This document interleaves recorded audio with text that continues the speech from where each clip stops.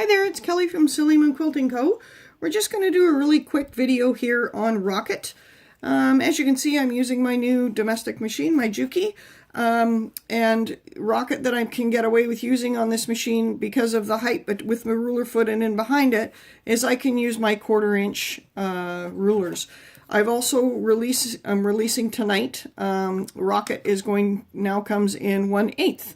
So if anyone has a low shank machine and likes what they see that Rocket can do, you can go ahead and use the thinner ruler. So with Rocket, like all our rulers, we've got the little indexing foot here. I shouldn't say all, but in many of them, we've got these little indexing feet. So what this means for you is if you line up this edge and this edge on your seam that you've stitched, that will keep your stitching in the ditch or along that line. And again, we're not responsible for any piecing errors.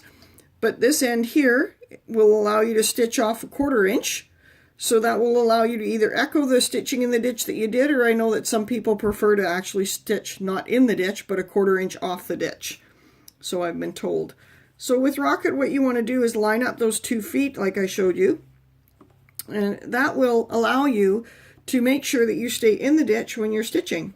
So it's as simple as lining up those feet and holding onto your quilt and moving it along the seam.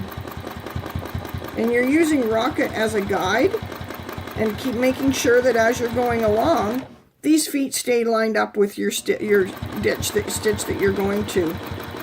And it's that easy. And then you end up with a nice, easy stitch in the ditch. So you can hardly even see it, which is what we want. So now I'm going to try the other side, and I'm going to turn it around and use this. And I'm going to see that you'll see that this is now off of the ditch, and make sure my other end is lined up as well so that I'm nice and straight. So I'm going to stitch over to that, over to Rocket. And this was going to allow me to stitch back up 1/4 inch off of where I just was. Now you'll notice that I don't have the sticky tape on Rocket that comes with all our rulers.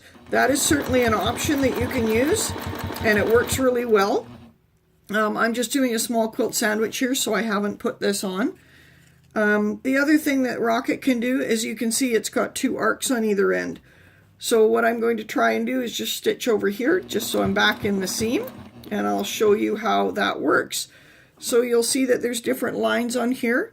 I'm going to line up my line on the seam that is there, and I'm just simply going to hold Rocket, and I will move the quilt around that. Now most of you know that I'm not used to quilting on a domestic machine.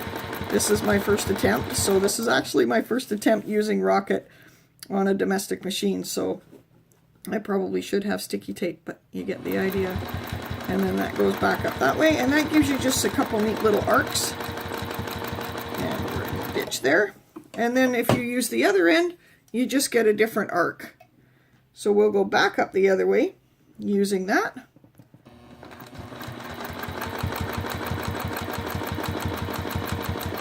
And it takes you right back to the ditch again, or to your seam. And then you can go back up the other way. And it takes you right back to there. So that's just a little quick video of what Rocket can do. And remember, he's available in 1/4 inch if you've got a high shank machine and lots of clearance, or the thinner 1/8 inch as well will be uploaded tonight on the site. Thanks so much. Have a great day.